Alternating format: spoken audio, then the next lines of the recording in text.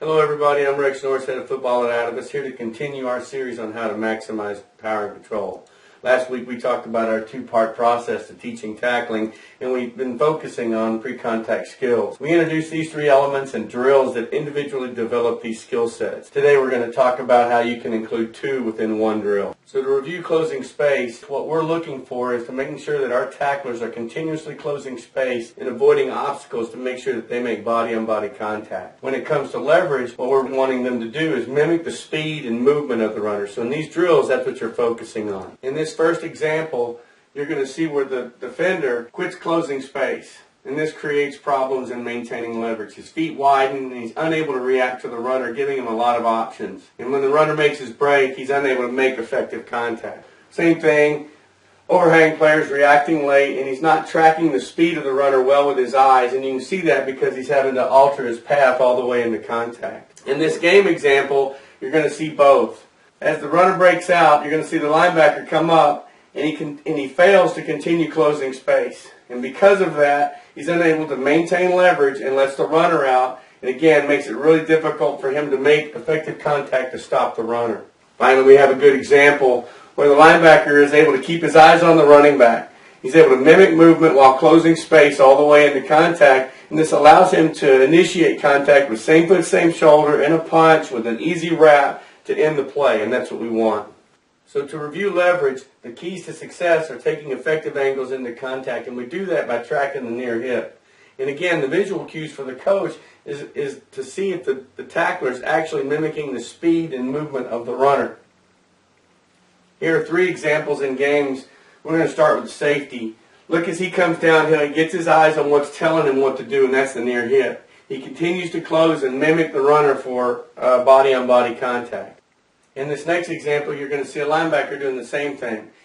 Once he finds the ball, he knows he's outmatched, so all he's trying to do is maintain leverage. And he does this by closing space and mimicking movement to make effective body-on-body contact. In this last example, you're going to see a defensive lineman doing the same thing.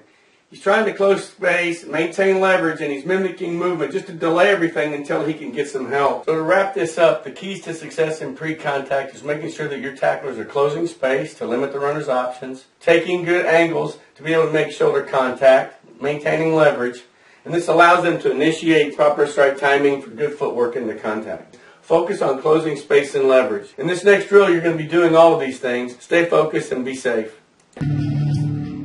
The close and gather drill is a fundamental tracking drill. The purpose of this drill is to focus on the closing of space while keeping leverage on the near hip and then finishing with proper footwork timing into contact. The drill will teach players how to effectively react to offensive movement by closing space, keeping their eyes on the near hip, and finishing with proper footwork into contact.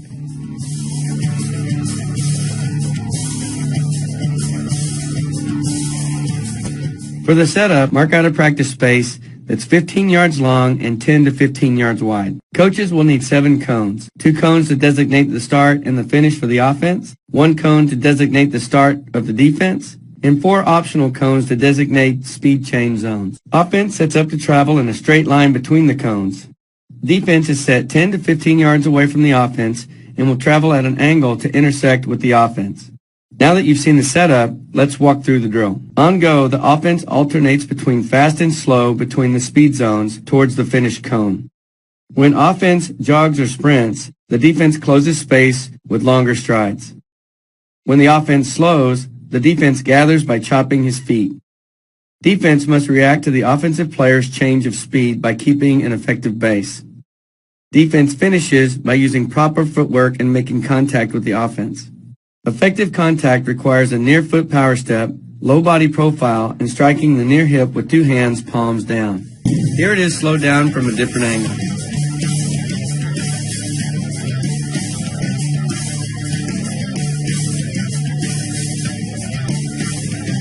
Be sure to emphasize these key coaching points. The defense must first close space by matching the speed of the offense.